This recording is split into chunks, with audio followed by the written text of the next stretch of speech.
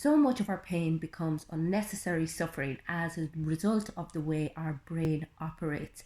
And I suppose the more we understand about mechanisms such as cognitive distortions and biases and the way in which we extrapolate past experiences onto our current reality, the better off we're going to be. The more close to reality we're going to get. And I suppose it's worth noting that the way we interpret things feels very much like the truth.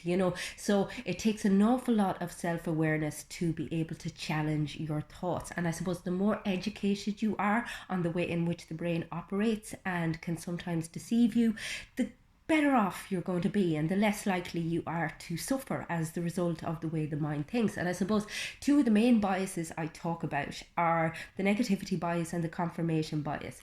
Negativity bias basically means that we are drawn to negative conclusions and negative information. So we tend to err on the side of negative. The confirmation bias basically means that we will find evidence to support what it is that we believe. And this is particularly important when it comes to our core beliefs about ourselves and other people. So basically, if you believe I'm ugly and stupid, then you will find evidence to support that other people also think this, and you'll kind of take what one person says and manipulate it into, oh yeah, they actually think that I'm stupid. And as someone with low self-worth, this can be detrimental for. So it's worth recognizing that oftentimes your evidence for what it is that you're beating yourself up for may not actually be valid.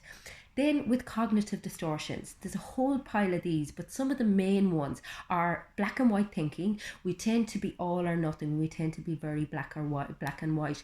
And we assume we're open-minded, but we're not. And this can really hold us back when it comes to trying new things, when it comes to trying to change an aspect of ourselves. We're very much, I have to do it all straight away or else it's not worth doing, or I'm either a success straight away or I'm deemed a failure.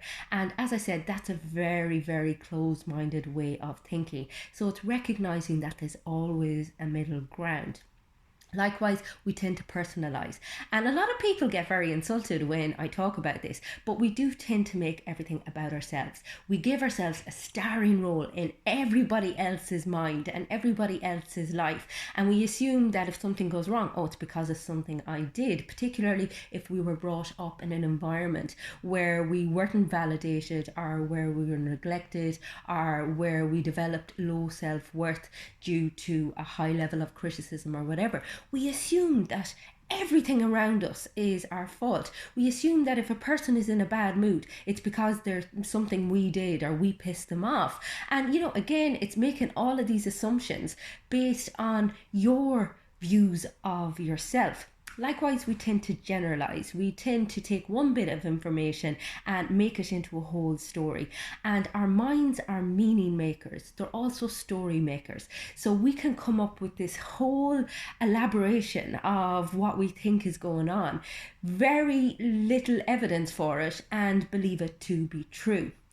We also tend to attribute blame quite a bit, both to ourselves and to other people. We like to have a solution. We like to have a causation. And sometimes life is just life. Like we can't figure out the reason, but our brains don't sit with that very much.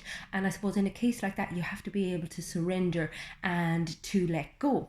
We also assume that we can read people's minds and that we can predict the future.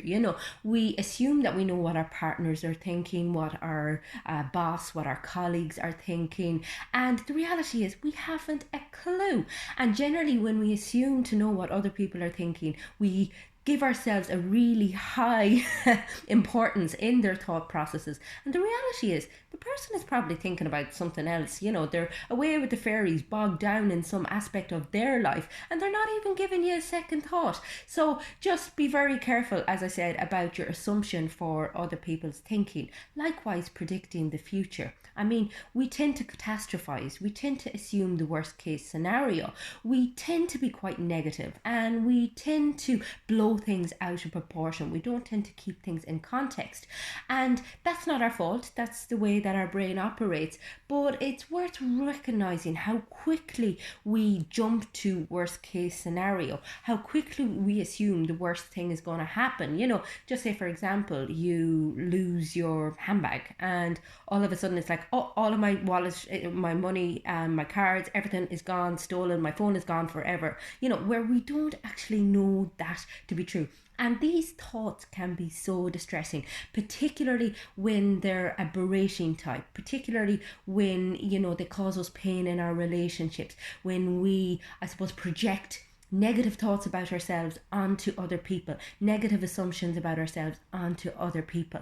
And it's about recognizing other people's perspective, recognizing the way that your mind operates, recognizing your past experiences and how they are impacting on these biases, and the way in which they interact with these biases to make your life miserable, because you feel like as if everyone hates you and that you're not worth looking at, you're not worth, anyone even considering.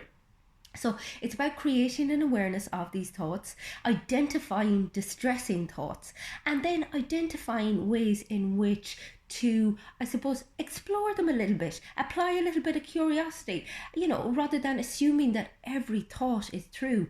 Get a little bit inquisitive and be like, hang on a second here. Where is the truth? Where is the evidence for this? And in fact, if I am being completely honest with myself, is this benefiting me in any way whatsoever, or is it making me miserable? And if it's making me miserable, can I find another way of thinking that is more helpful?